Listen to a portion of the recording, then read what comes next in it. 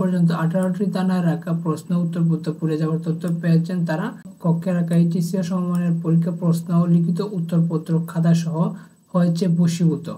Hello bran, তোমরা সবাই কেমন আছো? আশা করি ভালো না।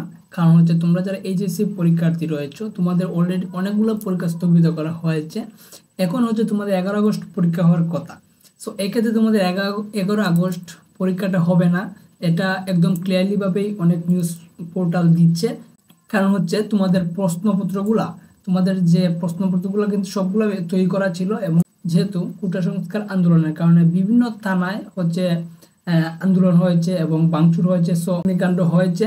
সো এক্ষেত্রে তোমাদের প্রশ্নপত্রগুলা অলরেডি পুড়ে গেছে। সো এতে তার জন্য তোমাদের 11 আগস্ট পরীক্ষাটা হচ্ছে না, এবং পরীক্ষাটা তোমাদের 1 মাস পরেও হতে পারে। এবং তোমাদের যে পরীক্ষাগুলো দিয়েছ, তো সে উত্তরগুলোও কিন্তু থানায় রেখেছিল, ঠিক আছে, থানায় রেখেছিল, এবং সেই প্রশ্নপত্রের উত্তরগুলোও কিন্তু তোমাদের হচ্ছে পুড়ে গেছে, ঠিক আছে। কারণ হচ্ছে যেহেতু থানায় রেখেছিল উত্তরপত্রগুলা, থানায় তো অনেক থানায় অগ্নিকাণ্ড হয়েছে। সো এক্ষেত্রে প্রশ্নপত্র পুড়ে গেলে উত্তরপত্র তোমাদের পুড়ে গেছে, ঠিক আছে।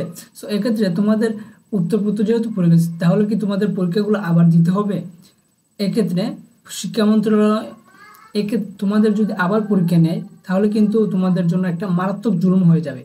এমনিতেই তোমরা হচ্ছে অনেক একটা নির্যাতিত, এরকম বেচার হয়নি।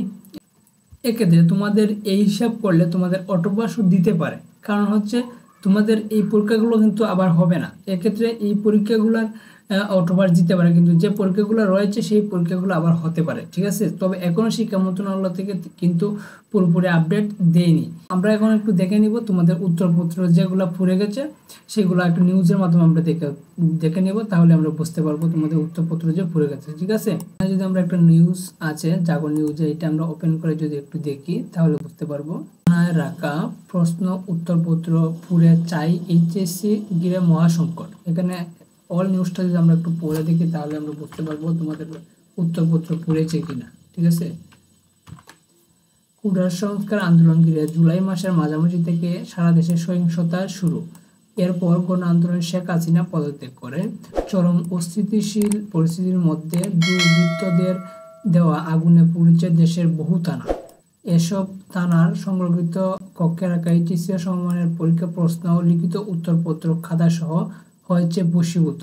এতে বড় ক্ষতির মুখে পড়েছেন এইচএসসি শিক্ষার্থীরা। শিক্ষা বোর্ডগুলো বলছে, থানার মামলাখানায় রাখা প্রশ্নপত্র ও উত্তরপত্র ব্যাপক ক্ষতিগ্রস্ত হয়েছে। অনেক জায়গায় পুড়ে বশীভূত হয়েছে, সেগুলো তথ্য সংগ্রহ তারা কাজ করছেন। এ পর্যন্ত 18টি থানায় রাখা প্রশ্ন উত্তরপত্র পুড়ে যাওয়ার তথ্য পেয়েছেন তারা। ভাঙচুর ও লুটপাট হয়েছে 60টিরও বেশি থানায়। এসব থানায় রাখা প্রশ্নপত্র পড়লেও তেমন সমস্যা হয়নি, তবে শিক্ষার্থীরা পরীক্ষা দেওয়ার পর যে লিখিত উত্তরপত্র থানায় রেখেছিল তা পুড়ে যাওয়ার ফলাফল নির্ধারণ করা খুবই কঠিন হবে। সো এক্ষেত্রে তোমরা বুঝতে পারছো আমাদের প্রশ্নপত্র পড়ে কিন্তু চাই হয়ে গেছে। সো এক্ষেত্রে তোমাদের অনেকটা সমস্যা হবে, তোমাদের পরীক্ষাগুলো আবার হবে কি না এটা নিয়ে শিক্ষা মন্ত্রণালয় থেকে কোনো আপডেট দেয়নি।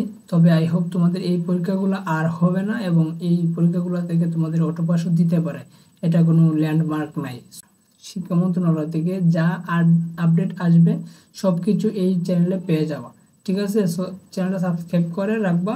সবাই ভালো থাকবা, সুস্থ থাকবা, টেক কেয়ার।